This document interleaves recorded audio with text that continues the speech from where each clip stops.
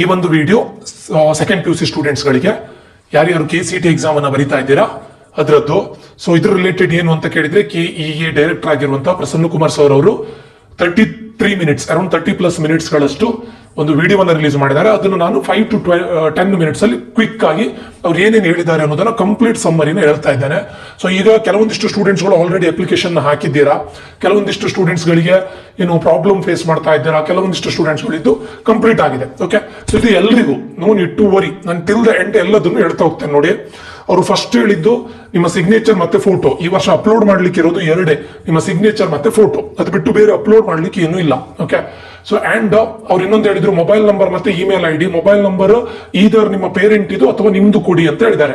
ನಾನು ಹೇಳೋದು ನಿಮ್ಮ ಹತ್ರ ನಂಬರ್ ಇದ್ರೆ ದಯವಿಟ್ಟು ನಿಮ್ದೇ ಕೊಡ್ಕೊಳ್ಳಿ, ಇಲ್ಲದೆ ಇದ್ರೆ ಪೇರೆಂಟ್ಸ್ ಇದು ಕೊಡಿ, ಸರಿನಾ? ಯಾಕಂತ ಕೇಳಿದ್ರೆ ಪೇರೆಂಟ್ಸ್ ಎಲ್ಲೋ ಕೆಲಸಕ್ಕೆ ಹೋಗಿರ್ತಾರೆ, ಏನೋ ಒಂದು ಇನ್ಫಾರ್ಮೇಶನ್ ಕಮ್ಯುನಿಕೇಶನ್ ತುಂಬಾ ಅರ್ಜೆಂಟ್ ಇರುತ್ತೆ, ಸೊ ಅವರು ನೋಡೋದಿಲ್ಲ, ಆ ತರ ಪ್ರಾಬ್ಲಮ್ ಬೇಡ. ಸೊ ಅದಕ್ಕೆ ನಿಮ್ಮ ಹತ್ರ ನಂಬರ್ ಇದ್ರೆ ಕೊಡಿ, ಇಲ್ಲದೆ ಇದ್ರೆ ಪೇರೆಂಟ್ ಇದು ಕೊಡಿ, ಸರಿನಾ? ಅದ್ರ ಬಗ್ಗೆ ಹೇಳಿದ್ದಾರೆ.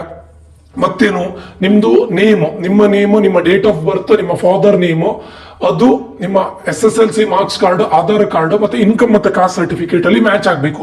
ಇನ್ ಕೇಸ್ ಮ್ಯಾಚ್ ಆಗದೆ ಇದ್ರೆ ಎಲ್ಲದನ್ನು ನಿಮ್ಮ SSLC ಮಾರ್ಕ್ಸ್ ಕಾರ್ಡ್ಗೆ ಸರಿಯಾಗಿ ಚೇಂಜ್ ಮಾಡ್ಕೊಳ್ಳಿ.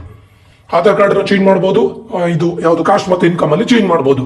ನಿಮ್ಮ ನೇಮು, ನಿಮ್ಮ father name and your cost and income certificate ಅಲ್ಲಿ ಇರುವಂತದ್ದು ಡೇಟ್ ಆಫ್ ಬರ್ತ್ ಎಲ್ಲದರಲ್ಲೂ, ಲೈಕ್ ಇದರಲ್ಲಿ ಬರುತ್ತೆ, ಯಾವ್ದ್ರಲ್ಲಿ ಆಧಾರ್ ಕಾರ್ಡ್ ಅಲ್ಲಿ ಬರುತ್ತೆ, SSLC ಮಾರ್ಕ್ಸ್ ಕಾರ್ಡ್ ಅಲ್ಲಿ ಬರುತ್ತೆ, ಇದೆಲ್ಲ ಮ್ಯಾಚ್ ಆಗ್ಬೇಕು, ಸರಿನಾ?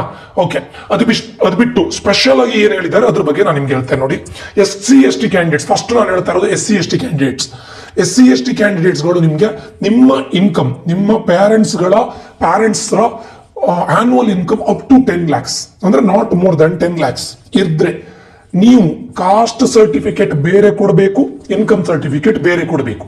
ನೆನಪಿಟ್ಕೊಳ್ಳಿ, ನಿಮ್ಮ ಪ್ಯಾರೆಂಟ್ಸ್ ನ income up to 10 lakhs, meaning to say that not more than 10 lakhs. 10 lakhs ಗಿಂತ ಜಾಸ್ತಿ ಇಲ್ಲದೆ ಇದ್ರೆ ನಿಮ್ಮ ಕಾಸ್ಟ್ ಸರ್ಟಿಫಿಕೇಟ್ ಅನ್ನು ಸಪರೇಟ್ ಆಗಿ ಕೊಡಬೇಕು, ಇನ್ಕಮ್ ಸರ್ಟಿಫಿಕೇಟ್ ಅನ್ನು ಸಪರೇಟ್ ಆಗಿ ಕೊಡಬೇಕು. ಈಗ ಕಾಸ್ಟ್ ಮತ್ತೆ ಇನ್ಕಮ್ ಸರ್ಟಿಫಿಕೇಟ್ ಅನ್ನ ಕೊಟ್ರೆ ನಿಮ್ಗೆ ಏನಾಗುತ್ತೆ ಅಂತ ಕೇಳಿದ್ರೆ, ಸೋಷಿಯಲ್ ವೆಲ್ಫೇರ್ ಡಿಪಾರ್ಟ್ಮೆಂಟ್ ಇಂದ ನಿಮ್ಗೆ ಕಂಪ್ಲೀಟ್ಲಿ ಫೀಸ್ ರೀಇಂಬರ್ಸ್ಮೆಂಟ್ ಇರುತ್ತೆ. ಅಂದ್ರೆ ಆಕ್ಚುಲಿ KEA ಡೈರೆಕ್ಟರ್ ಆಗಿರುವಂತಹ ಪ್ರಸನ್ನ ಕುಮಾರ್ ಸರ್ ಹೇಳ್ತಾರೆ, ನೀವು ಫೀಸ್ ಕೊಡೋದೇ ಬೇಡ, ಹೋಗಿ ಕಾಲೇಜಿಗೆ ಅಡ್ಮಿಷನ್ ಆಗಿ ಅಂತ ಹೇಳ್ತಾರೆ. ಬಟ್ ರಿಯಾಲಿಟಿ ಆಗಿ ನಡೆಯೋದಿಲ್ಲ. ಎವ್ರಿ ಇಯರ್ ಏನಾಗುತ್ತೆ, ಎಲ್ಲ ಕಾಲೇಜ್ ಅವರು ಫೀಸ್ ಅನ್ನ ತಗೊಳ್ತಾರೆ. ಎಲ್ಲ SC/ST ಕ್ಯಾಂಡಿಡೇಟ್ಸ್ ಗಳು ನೆನ್ಪಿಟ್ಕೊಳ್ಳಿ, ನೀವು ವಿದೌಟ್ ಇಲ್ಲ ನಮ್ಗೆ ಫೀಸ್ ತಗೊಳ್ಳೋದಿಲ್ಲ ಅಂತ ಸೋಷಿಯಲ್ ವೆಲ್ಫೇರ್ ಡಿಪಾರ್ಟ್ಮೆಂಟ್ ಇಂದ ಸ್ಕಾಲರ್ಶಿಪ್ ಬರುತ್ತೆ, ನಾವು ಹೋಗಿ ಡೈರೆಕ್ಟ್ ಅಡ್ಮಿಷನ್ ಆಗೋದಂತ ಹಾಗೆ ಕೈ ಬೀಸ್ಕೊಂಡು ಕಾಲೇಜಿಗೆ ಹೋಗ್ಬೇಡಿ.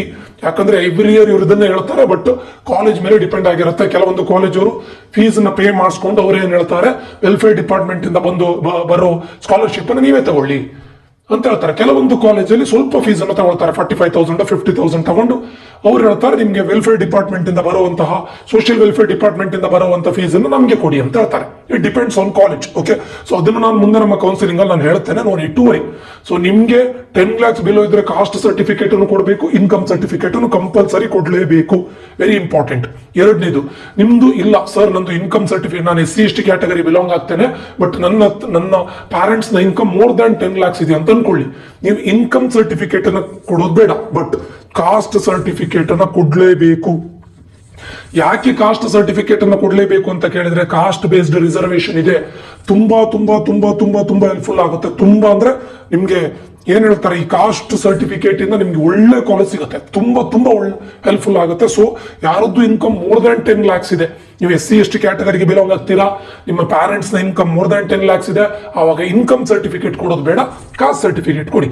ಆವಾಗ ನಿಮ್ಗೆ ಫೀಸ್ ರಿಎಂಬರ್ಸ್ಮೆಂಟ್ ಇರೋದಿಲ್ಲ. ಅಂದ್ರೆ ನಿಮ್ಗೆ KCET ಏನು KEA ಫೀಸ್ ಇದೆಯಲ್ಲ, ಅಪ್ ಟು 1,50,000 1,60,000 ಅದು ಫುಲ್ ಪೇ ಮಾಡಬೇಕಾಗುತ್ತೆ. There is no fee reimbursement. ಅಂದ್ರೆ ಸೋಷಿಯಲ್ ವೆಲ್ಫೇರ್ ಡಿಪಾರ್ಟ್ಮೆಂಟ್ ಇಂದ ನಿಮ್ಗೆ ಸ್ಕಾಲರ್ಶಿಪ್ ಇರೋದಿಲ್ಲ. ಓಕೆ, ಬಟ್ ಈ ಕಾಸ್ಟ್ ಸರ್ಟಿಫಿಕೇಟ್ ಯಾಕೆ ಹೇಳಿ, ನಿಮ್ಗೆ ಇದ್ರ ಬೇಸಿಸ್ ಮೇಲೆ ನಿಮ್ಗೆ ಒಂದು ಒಳ್ಳೆ ಕಾಲೇಜು ಅಲಾಟ್ ಆಗುತ್ತೆ, 100% ಆಗುತ್ತೆ. ಓಕೆ, ಇದು SC/ST ಕ್ಯಾಂಡಿಡೇಟ್ಸ್ ಗಳಿಗೆ. ಇದು ಗೊತ್ತಾಯ್ತಲ್ಲ, ಕಾಸ್ಟ್ ಸರ್ಟಿಫಿಕೇಟ್ ಬೇರೆ, ಇನ್ಕಮ್ ಸರ್ಟಿಫಿಕೇಟ್ ಬೇರೆ, ಎರಡನ್ನು ಸಪರೇಟ್ ಆಗಿ ತೆಗೆದಿಟ್ಕೊಳ್ಳಿ.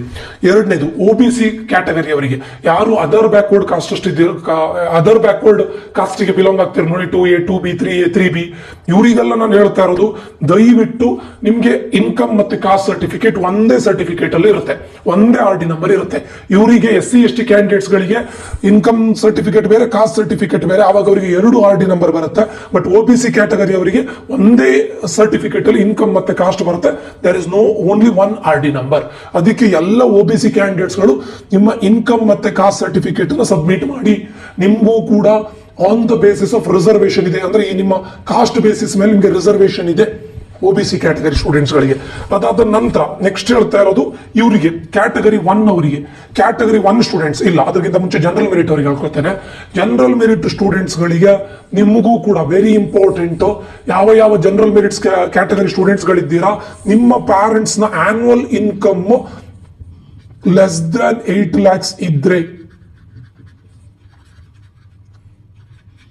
ನಿಮ್ಮ ಪ್ಯಾರೆಂಟ್ಸ್ ನ annual income less than 8 lakhs ಇದ್ರೆ ದಯವಿಟ್ಟು ಇನ್ಕಮ್ ಸರ್ಟಿಫಿಕೇಟ್ ಅನ್ನ ತಗೊಳ್ಳಿ. ಯಾಕೆ ಕೇಳಿದ್ರೆ ಇಲ್ಲಿ SNQ ಕೋಟಾವನ್ನ ನೀವು ಕ್ಲೈಮ್ ಮಾಡಬಹುದು ಇರ್ರೆಸ್ಪೆಕ್ಟಿವ್ ಆಫ್ ಯುವರ್ ಕಾಸ್ಟ್. ನಿಮ್ ಕಾಸ್ಟ್ ಯಾವುದೇ ಆಗಿರಲಿ, ನೀವು ಯಾವುದೇ ಕ್ಯಾಟಗರಿಗೆ ಬಿಲಾಂಗ್ ಆಗಿರಿ, ಇಟ್ ಡಸಂಟ್ ಮ್ಯಾಟರ್ಸ್. ನೀವು ಜನರಲ್ ಮೆರಿಟ್ ಆಗಿದ್ರು ಕೂಡ ನಿಮ್ಮ ಪ್ಯಾರೆಂಟ್ಸ್ ನ ಇನ್ಕಮ್ ಲೆಸ್ ದ್ಯಾನ್ 8 lakhs ಆಗಿದ್ರೆ ನೀವು SNQ ಕೋಟಾವನ್ನ ಕ್ಲೈಮ್ ಮಾಡಬಹುದು. ಇದೇನು ಸರ್ SNQ ಕೋಟಾ ಅಂದ್ರೆ? ಇದು ನಿಮ್ಗೆ ಫೀಸ್ ಅಂದ್ರೆ ಕಡಿಮೆ ಇರುತ್ತೆ. ಫೀಸ್ ಕಡಿಮೆ ಅಂತ ಹೇಳಿದ್ರೆ up to 40,000 per year fees 40,000 ಇರುತ್ತೆ. ಸೊ ಇದ್ರ ರಿಲೇಟೆಡ್ ಒಂದು SNQ ಕೋಟಾ ರಿಲೇಟೆಡ್ ಒಂದು ನಾನು ಸಪರೇಟ್ ವಿಡಿಯೋನ ಅಪ್ಲೋಡ್ ಮಾಡ್ತೇನೆ. ಸೊ ನಿಮಗೆ ಪರ್ ಇಯರ್ ಫೀಸ್ 40,000 ಆಗುತ್ತೆ. It depends on your category, I mean depends on your rank, depends on the college, depends on your rank. So already ಹೇಳಿದ್ದೇನಲ್ಲ, ನಿಮ್ಮ ಮೇನ್ಲಿ ಡಿಪೆಂಡ್ ಆಗಿರೋದು rank ಮೇಲೆ ಮತ್ತೆ ನಿಮಗೆ ಸಿಗೋ ಕಾಲೇಜ್ ಮೇಲೆ ಡಿಪೆಂಡ್ ಆಗಿರುತ್ತೆ. ಇದ್ರ ಬಗ್ಗೆ ನಾನು ಸಪರೇಟ್ ವಿಡಿಯೋನ ಮಾಡ್ತೇನೆ. ಸೊ ಜನರಲ್ ಮೆರಿಟ್ ಕ್ಯಾಂಡಿಡೇಟ್ಸ್ ಗಳ ಪೇರೆಂಟ್ಸ್ ಗಳ ಇನ್ಕಮ್ ಲೆಸ್ ದ್ಯಾನ್ 8 lakhs ಇದ್ರೆ ದಯವಿಟ್ಟು ಇನ್ಕಮ್ ಸರ್ಟಿಫಿಕೇಟ್ ಅನ್ನ ಮಾಡಿ. ತಹಶೀಲ್ದಾರರಿಂದ ಇನ್ಕಮ್ ಸರ್ಟಿಫಿಕೇಟ್ ಗೆ ನಿಮ್ದು ಏನ್ ಹೇಳ್ತಾರೆ, ತಹಶೀಲ್ದಾರರಿಂದ ಇದು ತಗೊಂಡು ಬರ್ಬೇಕು. ನೀವು ಏನು ಸಿಗ್ನೇಚರ್ ಹಾಕೊಂಡು ಬರ್ಬೇಕು. ನಾಟ್ ಫಾರ್ ದಿಸ್ ಒನ್, ತಹಶೀಲ್ದಾರರಿಂದ ಸಿಗ್ನೇಚರ್ ಆಗಿರೋದು NCLC, not for income certificate. Income certificate ನಿಮ್ಗೆ ಸಿಗುತ್ತೆ ನೋಡಿ, ಹೋಗಿ ನೆಮ್ಮದಿ ಕೇಂದ್ರಕ್ಕೆ ಹೋದ್ರೆ ನಿಮ್ಗೆ ಇನ್ಕಮ್ ಸರ್ಟಿಫಿಕೇಟ್ ಸಿಗುತ್ತೆ. ಅಂಡ್ ಜನರಲ್ ಮೆರಿಟ್ ಕ್ಯಾಂಡಿಡೇಟ್ಗಳು ಯಾರ್ಯಾರು ರೂರಲ್ ಅಲ್ಲಿ ಸ್ಟಡಿ ಮಾಡಿದ್ದೀರಾ 10 years ರೂರಲ್ ಅಲ್ಲಿ ಸ್ಟಡಿ ಮಾಡಿದ್ರೆ ರೂರಲ್ ಸರ್ಟಿಫಿಕೇಟ್ ಅನ್ನ ಕ್ಲೈಮ್ ಮಾಡಬೇಕು ಅಂತಿದ್ರೆ ನಿಮ್ಗೆ ನಾನ್ ಕ್ರಿಮಿಲೇಯರ್ ಸರ್ಟಿಫಿಕೇಟ್ ಅನ್ನ ಕಂಪಲ್ಸರಿ ಸಬ್ಮಿಟ್ ಮಾಡಲೇಬೇಕು. ಇದಕ್ಕೆ ತಹಶೀಲ್ದಾರರ ಸಿಗ್ನೇಚರ್ ಬೇಕು. ಓಕೆ, ಫಾರ್ NCLC ಸರ್ಟಿಫಿಕೇಟ್ಗೆ ತಹಶೀಲ್ದಾರರ ಸಿಗ್ನೇಚರ್ ಬೇಕು. Okay, so those who are having less than 8 lakhs, so income certificate ನಿಮಗೆ ನೆಮ್ಮದಿ ಕೇಂದ್ರದಲ್ಲಿ ಸಿಗುತ್ತೆ, ದಯವಿಟ್ಟು ತಗೊಂಡು ಬನ್ನಿ. General merit candidate in case ನೀವು ರೂರಲ್ ಅಲ್ಲಿ 10 years ಓದಿದ್ರೆ ರೂರಲ್ ಕ್ಲೈಮ್ ಆಗ್ಬೇಕಂದ್ರೆ ಕಂಪಲ್ಸರಿ NCLC ಬೇಕೇ ಬೇಕು. ಇನ್ನು ಕ್ಯಾಟಗರಿ 1 ಸ್ಟೂಡೆಂಟ್ಸ್ ಗಳಿಗೆ ನಿಮ್ಮ ಪ್ಯಾರೆಂಟ್ಸ್ ಇದು annual income up to 2.5 lakhs ಅಥವಾ ಲೆಸ್ ದ್ಯಾನ್ 2.5 lakhs ಇದ್ರೆ ನಿಮಗೂ ಕೂಡ ಫೀಸ್ ಕಡಿಮೆ ಆಗುತ್ತೆ. ಹತ್ರ 40,000 to 45,000 ಫೀಸ್ಗಳು ಕಡಿಮೆ ಆಗುತ್ತೆ, ಅಂದ್ರೆ ಟೋಟಲ್ ಓವರ್ ಆಲ್ ಆಗಿ. ಓಕೆ, ಸೊ ಅವರು ಕೂಡ ನಿಮ್ಮ ಇನ್ಕಮ್ ಸರ್ಟಿಫಿಕೇಟ್ ಅನ್ನು ಕೊಡ್ಲೇಬೇಕು ಕ್ಯಾಟಗರಿ 1 ಸ್ಟೂಡೆಂಟ್ಸ್ಗಳು. ಓಕೆ, ಇದು ಬಿಟ್ರೆ ಅವ್ರು ಹೇಳಿದ್ದು ಸ್ಪೆಷಲ್ ಕ್ಯಾಟಗರಿ ಸ್ಟೂಡೆಂಟ್ಸ್ ಗಳಿಗೆ, ಅಂದ್ರೆ sports, NCC, defence, ex defence, ಇವರೆಲ್ಲರೂ ಕೂಡ ಸ್ಪೋರ್ಟ್ಸ್ ನೀವು ಕಾಲೇಜ್ ಲೆವೆಲ್ ಅಲ್ಲಿ ಓದಿದ್ದಾಗೋದಿಲ್ಲ, ಡಿಸ್ಟ್ರಿಕ್ಟ್ ಲೆವೆಲ್ ಅಲ್ಲಿ ಆಗೋದಿಲ್ಲ, ಅದಕ್ಕೂ ಕೂಡ ಪಾಯಿಂಟ್ ಅಂತ ಕೊಡ್ತಾರೆ. State level, national level, international level, ಇಂಥದ್ದನ್ನು ಜಾಸ್ತಿ ಕನ್ಸಿಡರೇಷನ್ ತಗೊಳ್ತಾರೆ. ಸುಮ್ಮನೆ ಮತ್ತೆ ನಾನು ಕಾಲೇಜ್ ಲೆವೆಲ್ ಅಲ್ಲಿ ಇದು ಮಾಡಿದ್ದೇನೆ, ಪಾರ್ಟಿಸಿಪೇಟ್ ಮಾಡಿದ್ದೇನೆ ಅಂತ ಹೋಗಿ ಸ್ಪೋರ್ಟ್ಸ್ ಅನ್ನ ಕ್ಲೈಮ್ ಮಾಡೋದಲ್ಲ. ಯಾಕಂದ್ರೆ ನಿಮ್ಗೆಲ್ಲ ಇದೆಲ್ಲಿರುತ್ತೆ, NCC, sports, defence, ex defence, ಇವರಿಗೆಲ್ಲ ವೆರಿಫಿಕೇಶನ್ ಎಲ್ಲಿರುತ್ತೆ ಕೇಳಿದ್ರೆ KE ಆಫೀಸ್ ಅಲ್ಲಿ ಇರುತ್ತೆ. ಅವ್ರು ಹೇಳ್ತಾರೆ, ಒಂದು ದಿನ ಕೊಡ್ತಾರೆ, ಅಲ್ಲಿ ಹೋಗಿ ಮಾಡ್ಬೇಕು. ಅಲ್ಲಿ ಹೋದ್ಮೇಲೆ ನೀವು ಮತ್ತೆ ಸರ್ ಅದಿರ್ಲಿಲ್ಲ ಇದಿರ್ಲಿಲ್ಲ ಅಂತ ಹೇಳಬೇಡಿ. ಮತ್ತೆ ಸ್ಪೆಷಲಿ ಡಿಸೇಬಲ್ಡ್ ಅಥವಾ ಡಿಫರೆಂಟ್ಲಿ ಏಬಲ್ಡ್ ಸ್ಟೂಡೆಂಟ್ಸ್ ಗಳಿಗೆ ನಿಮ್ದು ಈಗ ನೀವೀಗ ಹ್ಯಾಂಡಿಕ್ಯಾಪ್ ಅಂತ ಹಾಕಿರ್ತೀರಾ ಅಥವಾ ನೀವು ಸ್ಪೆಷಲಿ ಏಬಲ್ಡ್, ಡಿಫರೆಂಟ್ಲಿ ಏಬಲ್ಡ್ ಅಂತ ಹಾಕಿರ್ತೀರಾ, ನಿಮ್ದು ಫಿಸಿಕಲ್ ಚೆಕಪ್ ಆಗುತ್ತೆ. ಅಂದ್ರೆ ನಿಮ್ದು ಅವ್ರು KE ಆಫೀಸಿಗೆ ನಿಮ್ಮನ್ನ ಕರೀತಾರೆ, ಅಲ್ಲಿ ಡಾಕ್ಟರ್ಸ್ ಗಳು ಇರ್ತಾರೆ, ಅವರೆಲ್ಲ ನಿಮ್ಮ ಮೆಡಿಕಲ್ ಚೆಕಪ್ ಅನ್ನ ಮಾಡಿ ಇಂತಿಷ್ಟು ಪರ್ಸೆಂಟೇಜ್ ಆಫ್ ಮೆಡಿಕಲ್ ಡಿಸೆಬಿಲಿಟಿ ಇರಲೇಬೇಕು, ಆವಾಗ ಮಾತ್ರ ನಿಮ್ಗೆ ಕ್ಲೈಮ್ ಆಗುತ್ತೆ. ಫೇಕ್ ಸರ್ಟಿಫಿಕೇಟ್ ಮಾಡ್ಲಿಕ್ಕೆ ಹೋಗ್ಬೇಡಿ. ಪ್ರತಿಯೊಬ್ಬರಿಗೂ ಹೇಳ್ತಾ ಇರೋದು, ಈಗ ಸ್ಪೆಷಲ್ ಕ್ಯಾಟಗರಿ ಇರ್ಬೋದು, ಯಾಕಂದ್ರೆ ಇದು ಏನಿವೆ ಡಿಫರೆಂಟ್ಲಿ ಏಬಲ್ಡ್ಗೆ ಅಲ್ಲಿ ನಿಮ್ಗೆ KE ಆಫೀಸ್ ಅಲ್ಲೇ ಇರುತ್ತೆ. ಅದು ಬಿಟ್ಟು ನಿಮ್ಮ ಲಿಂಗ್ವಿಸ್ಟಿಕ್ ಮೈನಾರಿಟಿ ಇರ್ಬೋದು, ಇದನ್ನ ನಾನು ಇದು ಮಾಡ್ತೇನೆ, ಏನು ಫೇಕ್ ಸರ್ಟಿಫಿಕೇಟ್ ಮಾಡಿ ಕೊಡ್ತೇನೆ ಅಂತ ಹೇಳಿದ್ದಾರೆ, ಅದನ್ನ ಮಾಡಬೇಡಿ. ಈವನ್ ಇನ್ಕಮ್ ಸರ್ಟಿಫಿಕೇಟ್ ಕೂಡ ಹಾಗೆ, ಮೋರ್ ದನ್ 10 lakhs ಇದ್ರೆ, ಮೋರ್ ದನ್ 8 lakhs ಇದ್ರೆ ದಯವಿಟ್ಟು ಇನ್ಕಮ್ ಸರ್ಟಿಫಿಕೇಟ್ ಅನ್ನ 2 lakhs 3 lakhs ಅಂತ ಮಾಡ್ಲಿಕ್ಕೆ ಹೋಗ್ಬೇಡಿ. ಯಾಕಂದ್ರೆ ಇನ್ ಕೇಸ್ ಮುಂದೆ ಅದು ವೆರಿಫೈ ಆದ್ರೆ, ಈಗ ಎಲ್ಲದೂ ಕೂಡ ಒಂದಕ್ಕೊಂದು ಇಂಟರ್ ಕನೆಕ್ಟೆಡ್ ಇದೆ, ನಿಮ್ಮ ಪ್ಯಾನ್ ಕಾರ್ಡ್ ಎಲ್ಲದಕ್ಕೂ ಇಂಟರ್ ಕನೆಕ್ಟೆಡ್ ಇದೆ, ಆವಾಗ ಮುಂದೆ ಮತ್ತೆ ಪ್ರಾಬ್ಲಮ್ ಆಗಬಾರ್ದು. ಅದಕ್ಕೋಸ್ಕರ ಫೇಕ್ ಸರ್ಟಿಫಿಕೇಟ್ ಮಾಡ್ಲಿಕ್ಕೆ ಹೋಗ್ಬೇಡಿ. ಯಾರೇ ಮಾಡಿ ಕೊಡ್ತೆ ಅಂತ ಹೇಳಿದ್ರು ನೀವು ಹೋಗ್ಬೇಡಿ, ಆಯ್ತಾ? ಅದು ಬಿಟ್ರೆ ಇನ್ನು Kannada medium, rural, linguistic minority, ಇವು 3 ಸರ್ಟಿಫಿಕೇಟ್ ಅನ್ನ ಸ್ಪೆಷಲ್ ಇದನ್ನ ಯಾರು ಕ್ಲೈಮ್ ಮಾಡ್ತೀರಾ ನೀವು ಹೋಗಿ ಕಾಲೇಜಲ್ಲೇ ವೆರಿಫೈ ಮಾಡಲೇಬೇಕು. ವೆರಿ ವೆರಿ ಇಂಪಾರ್ಟೆಂಟ್, ಕಾಲೇಜಲ್ಲೇ ವೆರಿಫೈ ಮಾಡಬೇಕು.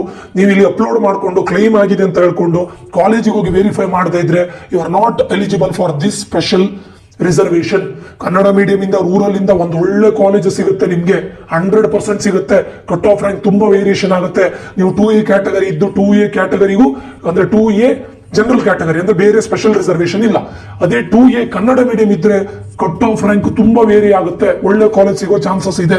ಅದಕ್ಕೋಸ್ಕರ ಯಾರ್ಯಾರು ಕನ್ನಡ ಮೀಡಿಯಂ ರೂರಲ್ ಲಿಂಗ್ವಿಸ್ಟಿಕ್ ಅನ್ನ ಇದು ಮಾಡ್ತಾ ಇದ್ದೀರಾ, ದಯವಿಟ್ಟು ಕಾಲೇಜಿಗೆ ಹೋಗಿ ನೀವು ವೆರಿಫೈ ಮಾಡಲೇಬೇಕು, ಇಲ್ಲದಿದ್ರೆ ಆಗೋದಿಲ್ಲ. ನೆಕ್ಸ್ಟ್, ಯಾರ್ಯಾರು religious, caste, income, 371J, study certificate ಇದೆಲ್ಲದೂ ಆನ್ಲೈನ್ ಅಲ್ಲೇ ಫೆಚ್ ಆಗುತ್ತೆ. ನೀವು ಕಾಲೇಜಿಗೆ ಹೋಗಿ ವೆರಿಫೈ ಮಾಡ್ಬೇಕಂತಿಲ್ಲ. ಇನ್ನು ಕೇಸ್ ಇದರಲ್ಲಿ ಪ್ರಾಬ್ಲಮ್ ಆಗ್ತಾ ಇದ್ರೆ ನೋಡಿ, ಅಂದ್ರೆ ಟ್ರೈ ಮಾಡ್ತಾ ಇರಿ, ಎಡಿಟ್ ಮಾಡ್ಲಿಕ್ಕೆ ಟ್ರೈ ಮಾಡ್ತಾ ಇರಿ, ಆಗ್ಲೇ ಇಲ್ಲ ಅಂತ ಆದ್ರೆ ಬೇಕಾದ್ರೆ ಕಾಲೇಜ್ ಒನ್ ಟೈಮ್ ಹೋಗಿ ವೆರಿಫೈ ಮಾಡಬಹುದು. ಇದಿಷ್ಟು ರಿಲಿಜಿಯಸ್, ಕಾಸ್ಟ್, ಇನ್ಕಮ್, 371 ಸ್ಟಡಿ ಇದೆಲ್ಲ ಆನ್ಲೈನ್ ಅಲ್ಲಿ ಫೆಚ್ ಆಗುತ್ತೆ.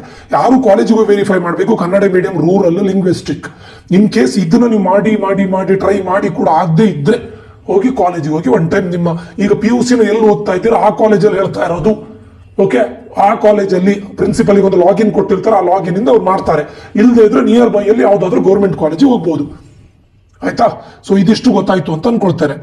ಈಗ ಯಾರ್ಯಾರು ಈ Kannada medium rural linguistic certificate ಅನ್ನು ಹಾಕಿರ್ತೀರಾ, ನಿಮ್ಗೆ ಜಸ್ಟ್ ಏನ್ ಹೇಳ್ತಾರೆ ಕ್ಲೈಮ್ಸ್ ಸರ್ಟಿಫಿಕೇಟ್ ಅಂತ ಕೊಟ್ಟಿರ್ತಾರೆ. ನಿಮ್ಗೆ ಅಪ್ಲಿಕೇಶನ್ ಇದು ಮಾಡ್ಲಿಕ್ಕೆ ಆಗೋದಿಲ್ಲ, ಡೌನ್ಲೋಡ್ ಮಾಡ್ಲಿಕ್ಕೆ ಆಗೋದಿಲ್ಲ. Others can download the application. Okay, so ಇವರೆಲ್ಲರೂ ಕಾಲೇಜಿಗೆ ಹೋಗಿ ವೆರಿಫೈ ಮಾಡಿ ಆದ್ಮೇಲೆ ಅಪ್ಲಿಕೇಶನ್ ಡೌನ್ಲೋಡ್ ಮಾಡ್ಕೊಳ್ಬಹುದು.